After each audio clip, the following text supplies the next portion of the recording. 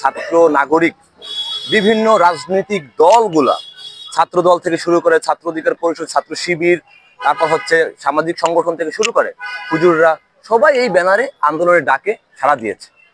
কিন্তু এটা আপামর জনগণের একটা ব্যানার হয়ে দাঁড়িয়েছে। এই ব্যানারটা কোনো গোষ্ঠীর নয়, কোনো কারো সম্পত্তি নয়, এটা সকলের একটা ব্যানার।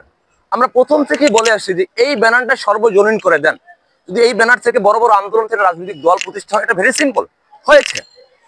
এই আন্দোলন থেকে রাজনৈতিক দল হবে, এটা আমরা এপ্রিসিয়েট করি, স্বাগতম জানাই। কিন্তু আমরা বারবারই বলে আসছি এই ব্যানার হচ্ছে পবিত্র ব্যানার।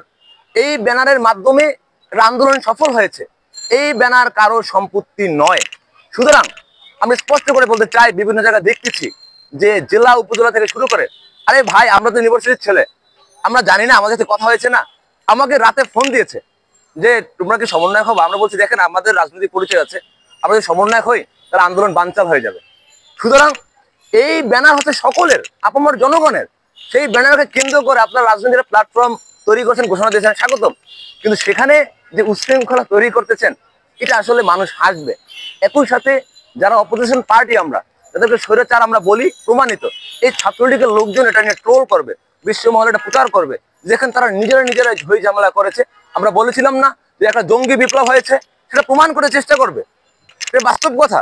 আমি সবিনয় বলতে চাই আপনাদের কাছে, যেটা আমাদের সকলের সিনিয়র, আপনাদের সবিনয় সম্মান রেখে বলতে চাই যে এই ব্যানারটা আসলে সর্বজনীন করে দেন। এই ব্যানারটা কোনো নির্দিষ্ট গোষ্ঠীকে না রেখে সর্বজনীন প্ল্যাটফর্ম যদি করেন, তাহলে আমি মনে করি বাংলাদেশ সকল ছাত্র সংগঠন এটা মেনে নেবে। আমি প্রশ্ন রাখতে চাই, হাসনাত ভাইকে আমি প্রশ্ন রাখতে চাই, আপনারা যখন জেলে ছিলেন, আমি বিনিয়ামিন মোল্লা, ছাত্রদল রাকিব ভাই, এরা ছাত্রদল আমাদের অপোজিশন পার্টি, আমরা সমালোচনা করি, আমরা জানি তাদের অনেক বড় একটা দল, তাদের মধ্যে চাঁদাবাজির অভিযোগ আসছে। কিন্তু এটা তো মানতে হবে, এটা স্বীকার করতে হবে, তারাই আন্দোলনের ভূমিকা রেখেছে, ছাত্র অধিকার পরিষদ ভূমিকা রেখেছে, ছাত্র শিবির ভূমিকা রেখেছে।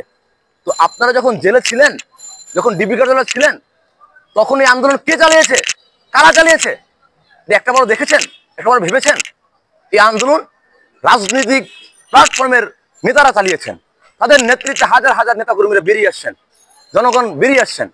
একটা সময় পর আর কোনো নেতৃত্ব ছিল না, সকল মানুষ, জনগণ নেমে এসেছে, যার যার জায়গা থেকে আন্দোলন সংগ্রাম করেছে। আমার বাসা ধানমন্ডিতে, আমি আপনার 5 তারিখ সকালবেলার কথা বলি, 5 তারিখ সকালে আমি আসছি, সেখানে ধানমন্ডিতে 9 নম্বর লেগের ওখানে, সেখানে ফায়ার শুরু হয়েছে। আমার সাথে যারা দেখেছে, ব্রাকে পড়ে, বাহিরে পড়ে, বাংলাদেশের বাইরে থাকে, আসছে বাংলাদেশে বেড়াতে, সেই লোকজন, সহজ কথা বলে আমরা যাদেরকে বলি নুদুস লোকজন, মানে যারা দৌড়তে পারে না, ওই লোকজনও আন্দোলন সংগ্রামে বেরিয়ে আসছে। সুতরাং এটা কারো নেতৃত্বে নয়। এই আন্দোলন, যেটা সকলের অন্ন বস্ত্র স্বাস্থ্য চিকিৎসা মৌলিক অধিকার থেকে, এই যে 17 বছর অন্ধকার যুগ ছিল, সেই যুগ থেকে বেরিয়ে আসার জন্য সকল জনগণের, ছাত্র শিক্ষক নাগরিক সকল দল সর্বনির্বিশেষে এই আন্দোলন সংগ্রাম সফল হয়েছে।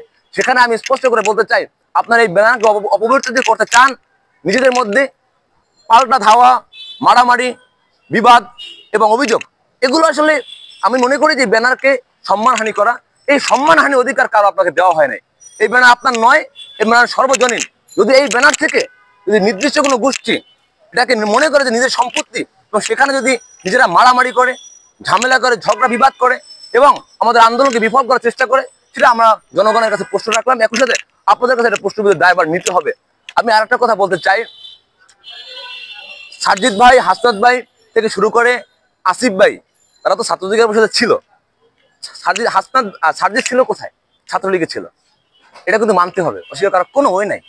তো আপনারা এই আন্দোলনে ছিলেন, আমি স্পষ্ট করে বলতে চাই, আপনার রক্তে কিন্তু ছাত্রলীগের কালিমা লেখা আছে।